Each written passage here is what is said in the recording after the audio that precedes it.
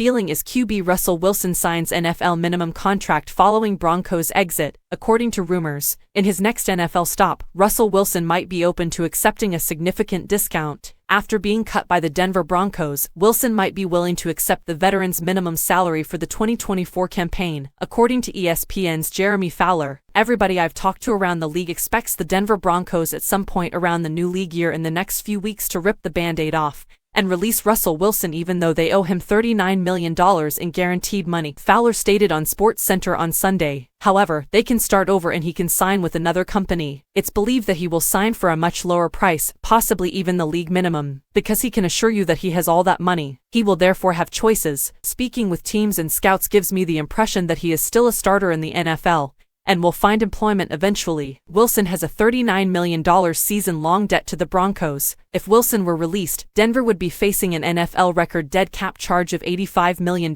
However, the team would have no other option if it wanted to move on. If Wilson is still on the roster on March 17th of this year, his $37 million salary for 2025 is guaranteed. Wilson's contract has offset language, which means that the more money he earns from another team the following season, the less money Denver has to give up. This could be helpful for the Broncos. Theoretically, Wilson could arrange his contract with his next team in a way that maximizes his damage to the Broncos. He could accept a contract that would essentially allow him to double dip by paying him the minimum in 2024 and providing him with a sizable guaranteed roster bonus for 2025 with his new contract. The going rate for a starter of Wilson's caliber right now is well over $20 million, even if we accept that he is aging and not playing at a Hall of Fame level. Jimmy Garoppolo signed a 3-year, $72.8 million contract last offseason, despite having accomplished a small portion of what Wilson has in his career. Wilson should only have those minimal expectations when it comes to the open market. However, Wilson could attract more interest from teams by demonstrating his willingness to accept less for the time being. By going that route, Wilson might have the chance to sign with the best team that will give him the starting job and possibly re-enter the market in a year when his value will likely have increased.